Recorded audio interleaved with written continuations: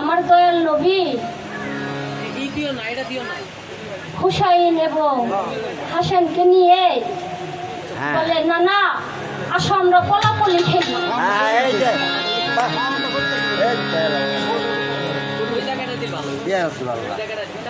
আমার দয়ার নবী, দিনের নবী, আমার নবীজি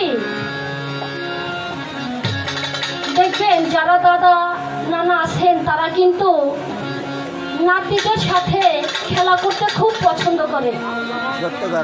তাই বলে, ঠিক আছে নানা, নানা ভাই, আমি তোমাদের সাথে পলাপলি খেলবো। আমার ইমাম হুসাইন একটা দড়ি নিয়া আমার দয়াল নবী কানের সাথে পান।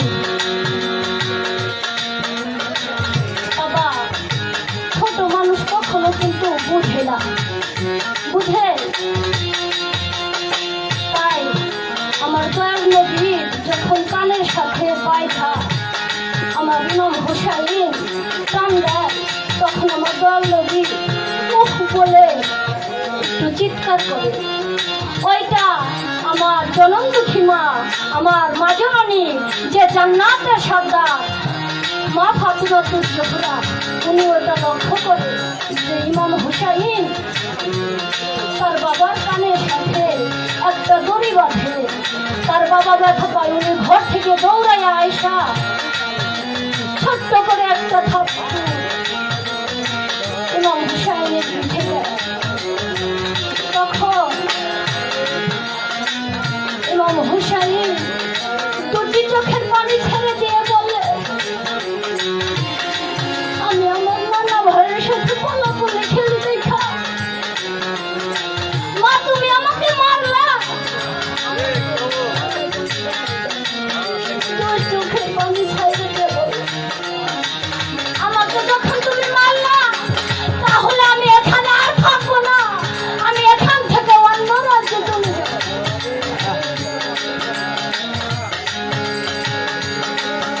তখন আমার দয়াল নবী বলে, নানু ভাই,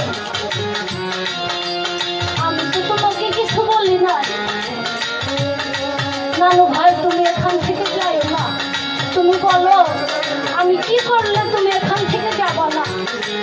বলে, আমি যা চাইবো তুমি তাই দিবা।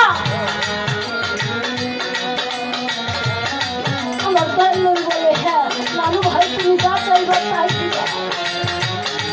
বলে, নানু ভাই, আমি হুসাইন, আমি যা চাইবো তুমি আমাকে তাই দিবা। তুমি কি আমাকে চেনো? আমি হুসাইন, আমি আখিরি নবী নাতি, আমার মা জান্নাতের সর্দার। নানু ভাই, আমি তোমার কাছে চাই আমার মৃত্যুটা যেন শহীদি মরণ হয়।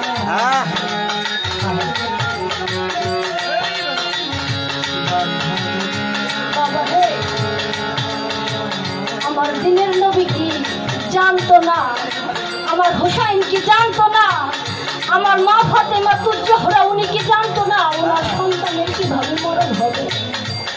সব কিছু জায়গা শুনেও কিন্তু তারা এই দিনের পথে মানুষকে আনার জন্য তারা ইসলামের দাওয়াত দিয়ে ঘরে ঘরে প্রচার করে গেছে। তারপরে দেখে আমাদের মাঝে কত দ্বিধা দ্বন্দ্ব, কত কি। তাই আমি ওদিকে লক্ষ্য রেখে একটি গান পরিবেশন।